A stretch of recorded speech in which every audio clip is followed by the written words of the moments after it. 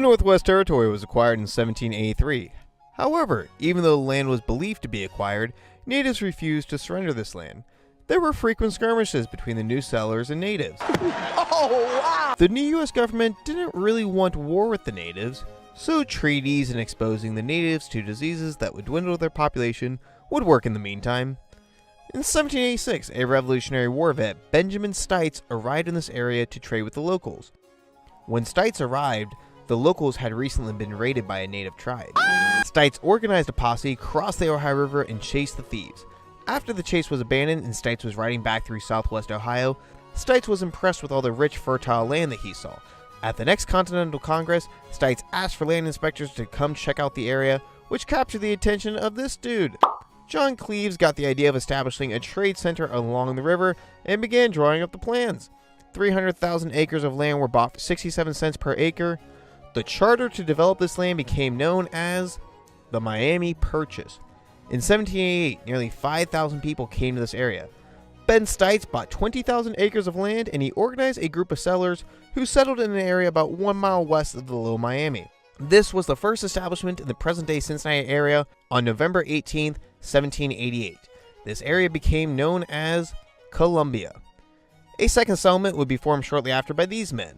They selected a tract of 740 acres across from the mouth of the Licking River and settled this area on December 28, 1788. This area became known as Lasantieville due to some kind of sloppy etymology. Shortly after, the town of North Bend would settle west of Lasantieville. So in a few short months, you had 3 settlements that were established in the present-day Cincinnati area.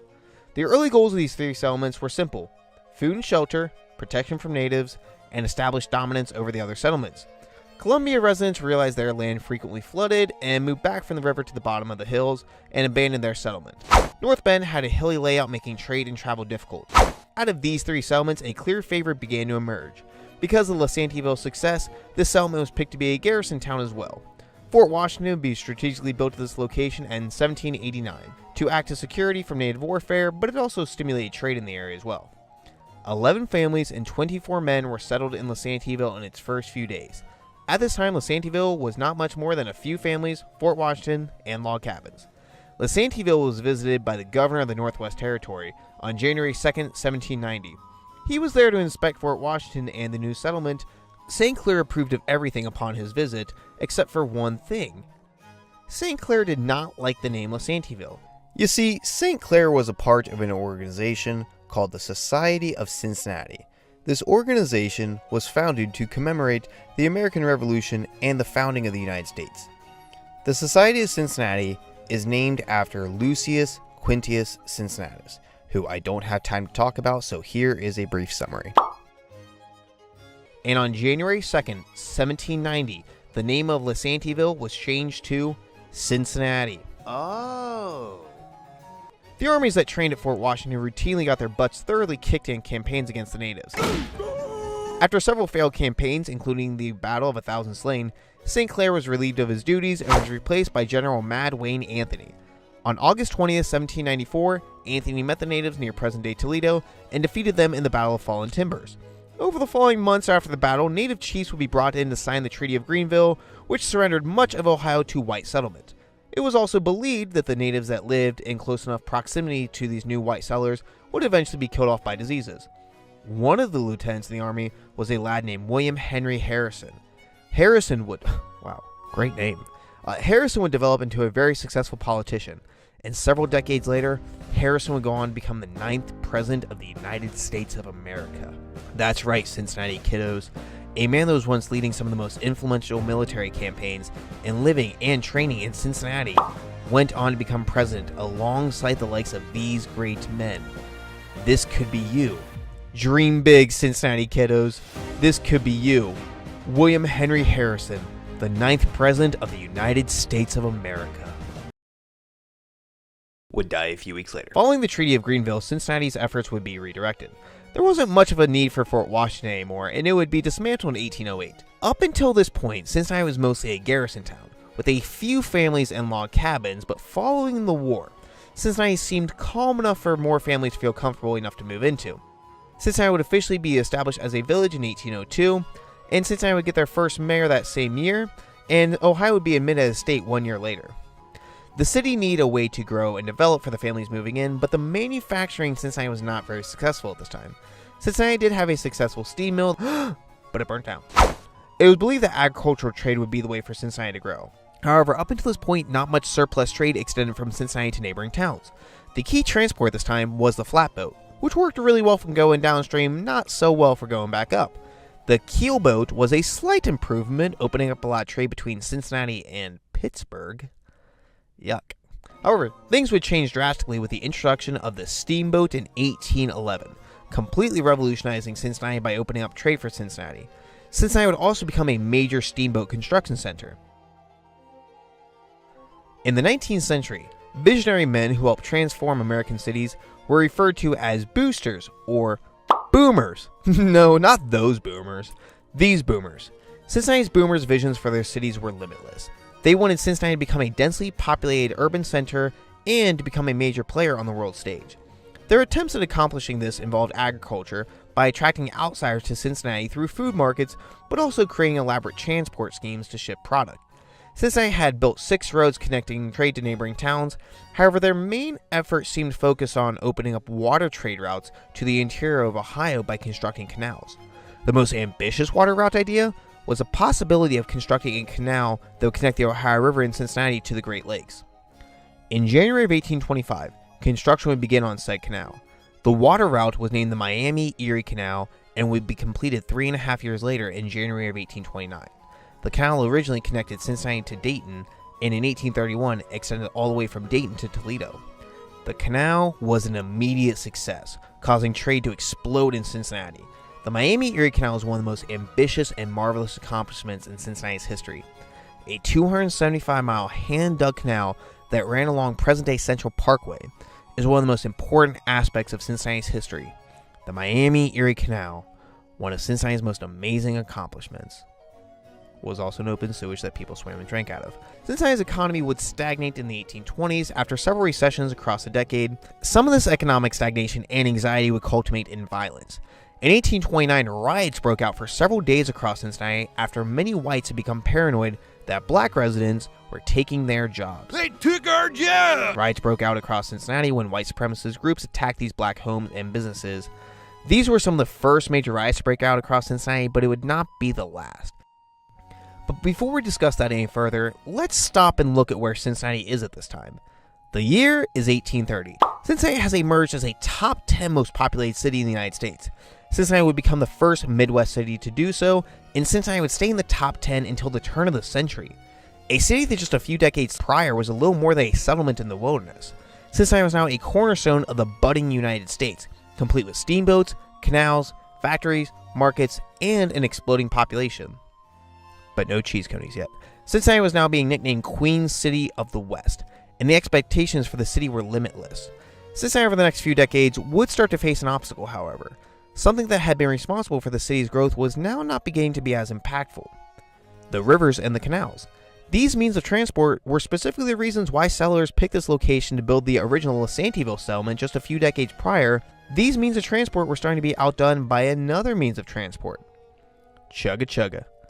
You see, Cincinnati is sort of shaped like an amphitheater, with the downtown area of the city right here along the river, which is relatively flat, and a lot of the present-day neighborhoods sitting at these hills that overlook the city.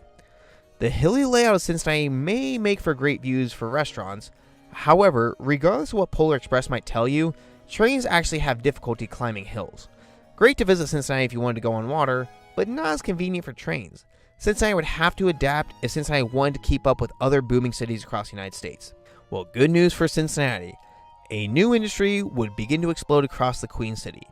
And this industry redefined Cincinnati's workforce and would create one of the most iconic pop culture symbols in Cincinnati to this day. What was this industry? Pork. Cincinnati had a reputation as a popular pork production city for many decades, but it really peaked in the 1850s, and the pork industry would stay prominent for several more decades. By the 1850s, Cincinnati was the largest pork packaging center in the entire world. Cincinnati would then earn another prestigious nickname, Porkopolis.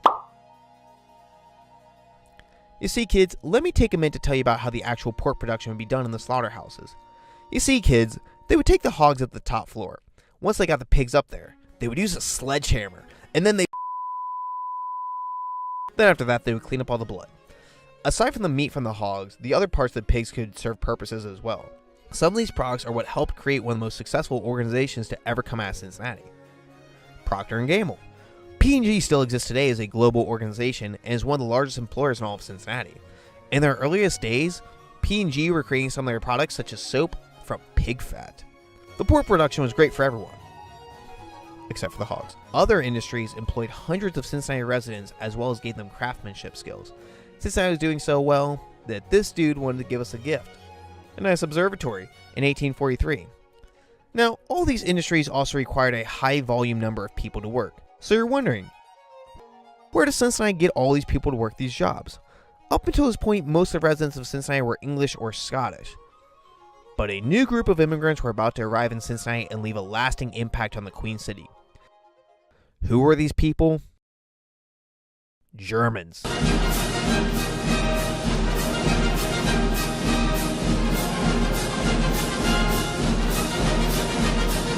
Cincinnati's German population would double between 1840 and 1850. Because of this, many city meetings, churches, street signs, newspapers would have to be in English and German. The city's population would increase 2.5 times from 1840 to 1850. Now, there really wasn't room for everybody downtown, so most of these new German immigrants would move to a particular region of Cincinnati on the north side of the Miami-Erie Canal. The Germans would lay out this neighborhood with tall, thin, close homes and narrow alleyways, German beer gardens, churches, beer gardens, schools, beer gardens, and breweries for the beer gardens. And while this neighborhood was never exclusively German, it certainly looked, felt like Germany. Now let's say at this time you lived downtown Cincinnati, and you were in the mood for one of these German delicacies from this new neighborhood. Well, you would have to walk to this new German neighborhood to get that treat.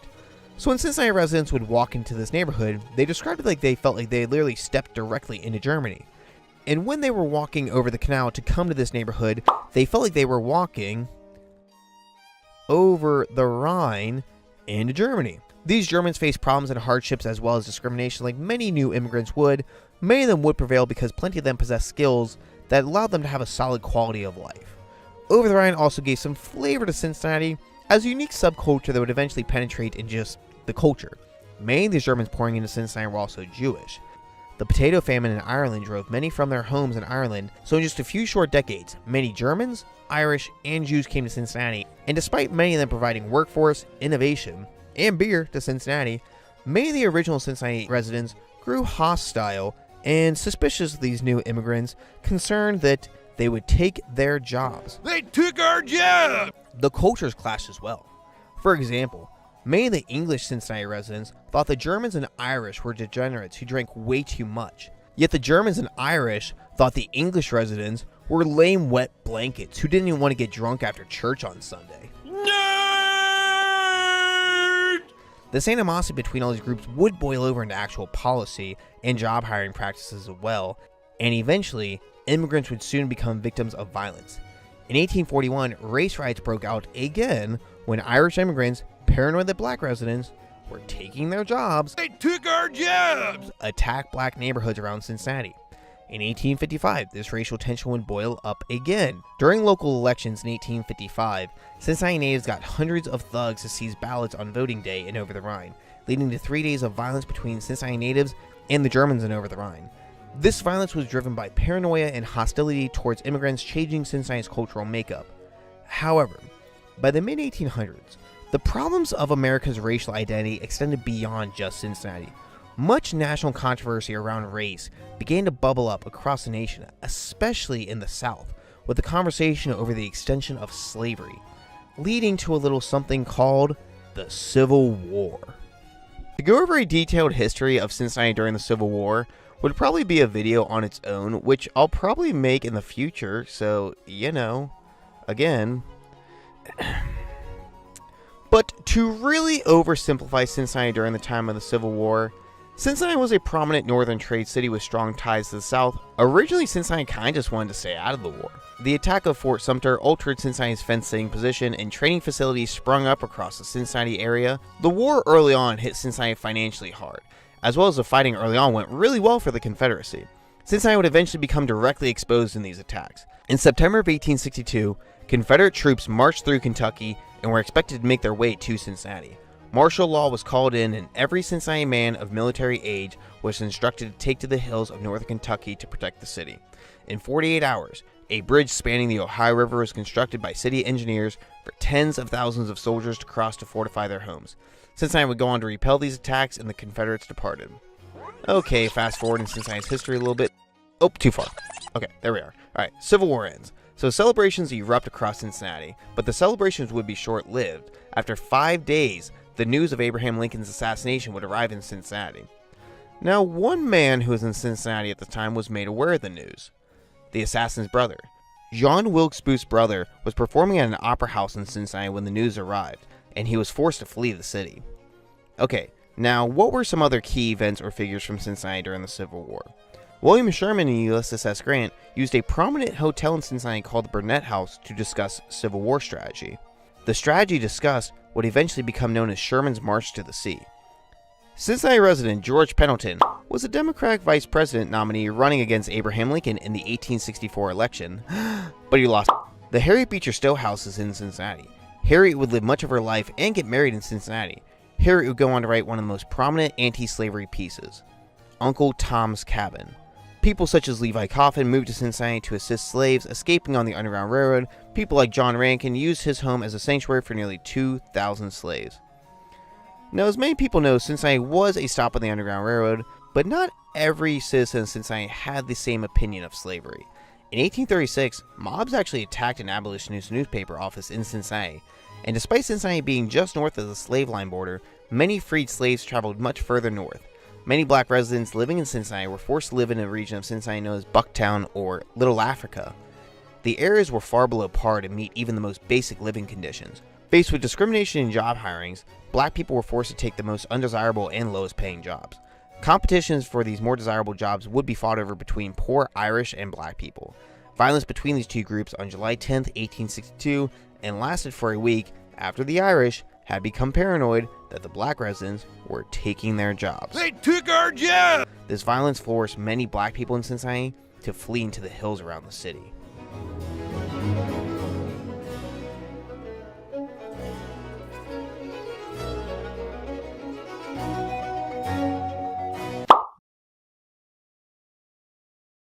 Before 1820, the role of the government was simple: help trade by building docks, wagons, streets, and stuff, and 2, have military police to respond to emergencies. In 1820, the population was never more than 10,000. By 1860, that population had jumped to over 160,000. The budget for social services skyrocketed as more social services were being expected by governments to provide. Advancements in schooling were made during this time, as well as advancements in firefighting. However, many Cincinnati residents felt that the government had to modernize. Cincinnati wasn't necessarily struggling, but it was starting to be surpassed by other Midwest cities like Chicago, St. Louis, and Pittsburgh. Oh, brother, this guy stinks! What was happening? Did we get complacent? Did we get cocky? Did we not invent Skyline fast enough? Well, many point to one problem: the lack of railroad development. The 1830s is when Cincinnati really started to take off as a commercial industrial city that was able to transport goods along the Ohio River via steamboat and canals via flatboat. However, around this time is when the railroad services were introduced in the U.S. Many Cincinnati boomers got kind of caught up in our steamboat trade that we probably didn't put in as many railroads as we probably should have. The first successful Cincinnati railroad was the Little Miami Railroad in 1836. The city would have a few more railroads over the following decades, but still probably not as many as people would actually think. Part of the reason why there was lack of development of railroads in Cincinnati? Delegates from the county didn't want the railroads. They worried that the canals that they had worked so hard to build would become obsolete if railroads continued to become more popular. Thus, railroad construction was deterred by residents of Cincinnati.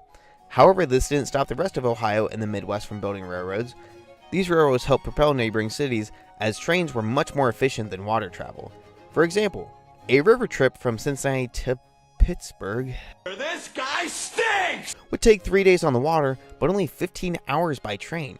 As far as the trade along the river, Cincinnati still controlled most of it by the 1850s. However, the amount of goods they were receiving was starting to dwindle. So Cincinnati was still a great place to live and provided a good quality of life for many of its citizens, but some of the boomers were disgruntled with what they believed to be a lazy, complacent government. One boomer, William M. Corey, described Cincinnati's government as bad, careless, and small. Cincinnati's residents' concerns were understandable, but maybe a little exaggerated. Eventually, many people in Cincinnati decided, let's stop with all this trade and railroad talk. Let's just focus on transforming the city in other ways. Let's stop worrying about trying to be the best city. Let's just focus on making the city beautiful and unique. Let's make the people that live here have a rich, fulfilling life. Let's build some parks, theaters, playgrounds, and sports teams. Let's have an artistic city with lots of culture. Let's just make a city that is uniquely us. I love that idea. Does this mean we get Skyline now? In about 50 more years. You see, kids, people got so caught up with working and building factories and such that they forgot to make sure their city looked nice and that there was time to actually enjoy the city they lived in. So they began to focus on remaking the look of the city. One problem Cincinnati wanted to address was that the air had become polluted and they had chopped down all the trees to build stuff. A dude named Adolf Stotch said, we need some trees. So he helped plant some trees on less crowded areas around the city to help people relax and get some fresh air. A lot of the parks around Cincinnati you may notice at the top of these hills. These parks were built here for a couple reasons. One, to give people a nice view of the downtown area. And two, a lot of the air in the downtown area is smoky and polluted, so these parks at the top of the hill help people escape to get some fresh air. Stouch and a dude named Andrew Erkenbrecher also helped build a nice zoo in 1873, which is the second oldest zoo in the United States. That zoo has also employed some great people over the years. Next, they wanted to make sure that the high foot traffic areas look nice as well. A dude named Henry Probasco went to Germany, went fountain shopping, and stumbled across a fountain that reminded him of his friend Tyler Davidson. And in 1871, the first fountain square was erected in Cincinnati with the Tyler Davidson Fountain at its center. Now, around this time, festivals became more popular as well. A building was constructed to house many of these festivals taking place around Cincinnati. One of the biggest draws for these festivals were German singing societies. This event would continue to prove financially rewarding, and the festival would evolve over the years and eventually become known as May Festival, which is a tradition that still continues to this day. Eventually, May Festival became so popular, a man named Reuben Springer, not that Springer, offered to build a nicer facility to house this event. After several years, iconic Music Hall was built, and over the Rhine between Elm Street and the Canal, Music Hall would go on to house political rallies, sporting events, and still hosts festivals to this day, as well as many proms, musicals, and concerts, and is widely regarded as the most elegant building in Cincinnati. It's also apparently very haunted. Another addition to Cincinnati's entertainment was a baseball team. In 1869, Cincinnati was the first city with an openly paid professional sports team, the Cincinnati Red Stockings. The Red Stockings would go on to kick the butts of already established East Coast teams. After being established for several years, this convinced other cities to do the same. The name would be shortened from the Red Stockings to just the Reds. This was also the beginning of one of the longest tenured traditions in Cincinnati, the Reds opening day ceremony, that causes 90% of the city to call in sick to work and school on the exact same day.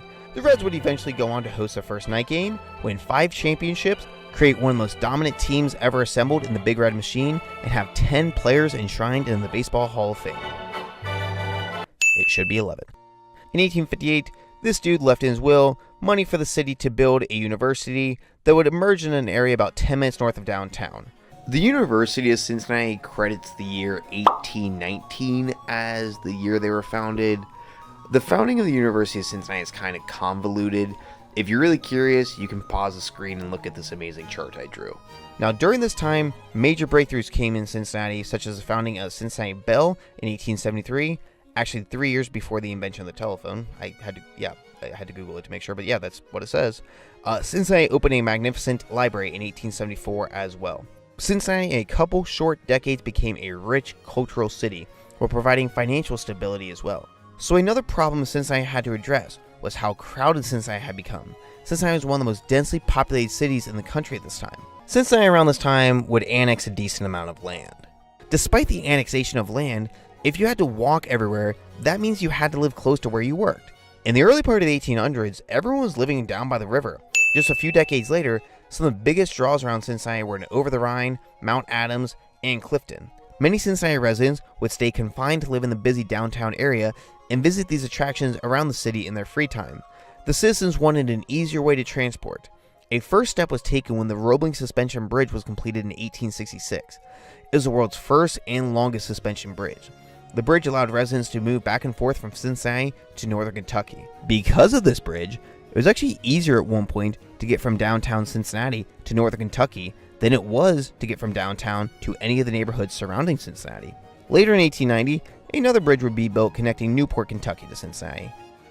So omnibuses helped public transit a little bit, but they did have financial limitations and could be a little crowded.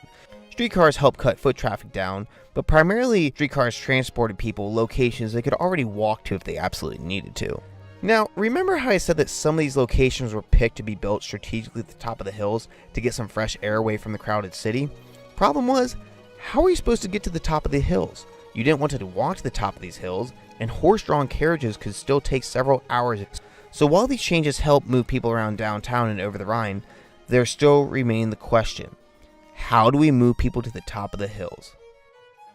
The answer came with a big breakthrough in 1872 when the Mount Auburn Incline was built. Incline lifts were very popular in cities like Cincinnati and Pittsburgh. Oh, brother, this guy stinks! Cincinnati would eventually have 5 inclines. These inclines helped cut the travel time from a few hours down to just a few minutes, and helped move thousands of residents up and down the hills in Cincinnati every single day. All these innovations in transit made Cincinnati's hills possible to be climbed. Cincinnati was no longer just a bunch of people living on top of each other in a few sets of blocks. The busy downtown area remained a prosperous business district, and the middle class built dozens of communities around town. Early on, these neighborhoods sitting at the top of the hills were wealthy neighborhoods filled with mansions with nice views. In a few short years, these areas were now accessible for the middle class to move into. Since all these neighborhoods had stores, schools, and jobs, and reliable means of transport, it wasn't totally necessary to often leave your little neighborhood. These communities, on the outside of larger cities, eventually became what we know today as suburbs.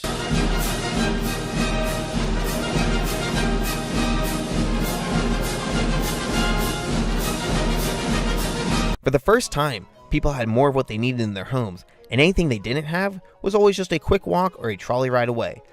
So just as Cincinnati is on the upswing, another problem began to emerge during this time.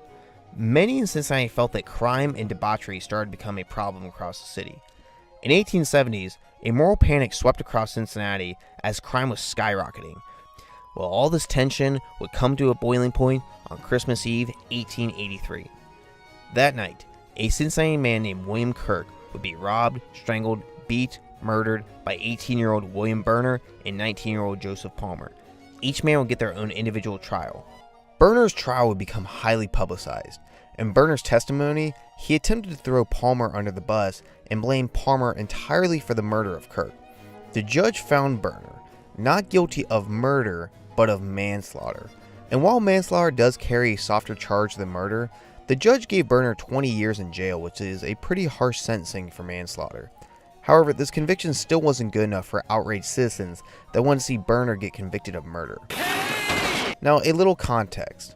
In the 1880s, civil unrest was boiling up in Cincinnati. Unsolved murders, poor working conditions, crime, and political corruption had driven many Cincinnati residents to the brink. So when the news of Berner's conviction was announced, that was just the spark the contentious residents of Cincinnati needed.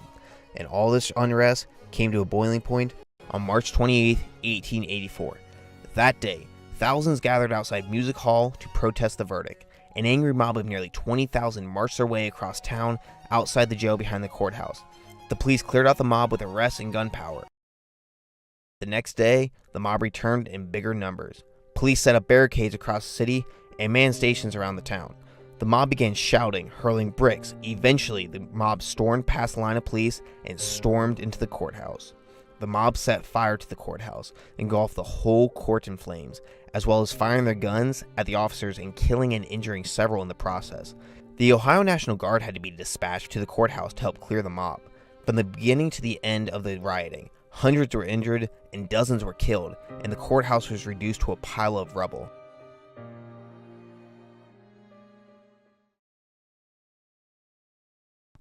After the weeks of chaos, the city attempted to organize a committee of reforms to bring stability back to Cincinnati. Violent social issue protests were done, but worker strikes were just beginning. These strikes were commonplace across the U.S. at this time, and Cincinnati workers joined in. For several days in May of 1886, city employees protested by refusing to work. Trash collectors, streetcar conductors, and laundromats shut down, and essentially the city wasn't functioning for a couple days. Thousands of workers walked out on their jobs, the militia was called in, and Cincinnati was on the cusp of another full-scale riot in a 2-year span. But small agreements would be made between employers and their workers that stopped that from happening. So the courthouse riot in 1884 and the general city strike of 1886 exemplified a city in turmoil that felt unrepresented by their leaders. Unfortunately for the citizens of Cincinnati, their leaders wouldn't be any more helpful in the following decades. Nearing the end of the century, the city's government would become even more corrupt. Instead of government officials making decisions based on what they believed was best for the citizens, the government began making decisions based off what would make them, personally, a lot of money. One of the most powerful bigwigs in Cincinnati at this time was a man named George Barnsdale Cox. Nicknamed Boss Cox. No snickering. Boss Cox got started in politics at the age of 18. By late 1880s, Boss Cox was one of the most powerful bigwigs in Cincinnati and immediately began exchanging political favors for money. Boss Cox was also in large part responsible for dishing out jobs for anyone who wanted to work for the city. If Boss Cox hooked you up with that job, you had to promise part of your paycheck back to him at the end of every pay period. Even the better-intentioned bigwigs, guys like Mike Mullen, still had some questionable tactics. Mullen had helped distribute food and wintertime necessities in Cincinnati, but even Mullen had some interesting ways of getting elected, essentially hauling in tons of people from Kentucky to illegally vote in elections to help him secure power. Mullen eventually became a representative for Boss Cox, and while Boss Cox was actually only an elected official for a brief period of time, he was often criticized for being a dictator, and basically the unofficial corrupt mayor of Cincinnati. Everyone knew it. Whether or not Boss Cox had an official title, Boss Cox was the Big Mac Daddy. Everyone knew it, including Boss Cox. And while most paint Cox as a corrupt crook shaking down his political opponents, some people do inject some nuance into his image. While Boss Cox did force his hand very aggressively, sometimes the decisions he made were sometimes guided by well intentions. One of the biggest changes under Cox was the idea of incorporating all these new surrounding suburbs into the city and supplying services to these locations. New suburbs in Cincinnati meant new voters who had different priorities than those living in the city. Many of these new voters wanted reform and progressive-minded leaders, as opposed to Boss Cox, who was a little more traditionalist. Many of these folks also were probably ready for a dude like this to no longer be the face of their city. A progressive-minded leader, named Henry Hunt from Clifton, actually ended up taking Boss Cox to court on accusations of perjury. While Cox did end up winning the court case, it crushed his spirit, and Cox would retire from politics in 1911. Nearing the turn of the century, attractions such as the Art Museum would open in Eden Park, as well as Coney Island in Anderson Township. Cincinnati's orchestra formed, and oh yeah, all those German citizens in Cincinnati helped create over 1,800 drinking establishments in Cincinnati. Now, Hunt around the same time got working to get Cincinnati back on stable ground. One of the biggest problems Hunt wanted to address with the city expanding was providing transit for the city and the surrounding suburbs, so he had an idea. Hey, you know what we haven't talked about in a while? That Miami-Erie Canal. Let's check on it. Jeez, what happened to you? What had happened to the canal was years and years of neglect. The canal had become polluted and littered with trash, sewage, and pig carcasses. The canal had also become less desirable as a transit hub, as other means of transit were becoming more common. In 1913, a flood hit Cincinnati, devastating parts of the canal that seemed beyond repair. And while parts of the canal were still functional, it became clear that the canal was leading to pollution and was becoming more trouble than it was worth. One of Cincinnati's most ambitious achievements, a 275-mile hand-dug canal that was largely responsible for turning Cincinnati into the city it was drained and removed in the 1910s and became present-day Central Parkway. And beneath the path of Central Parkway was beginning of a new project for Cincinnati: an underground subway station.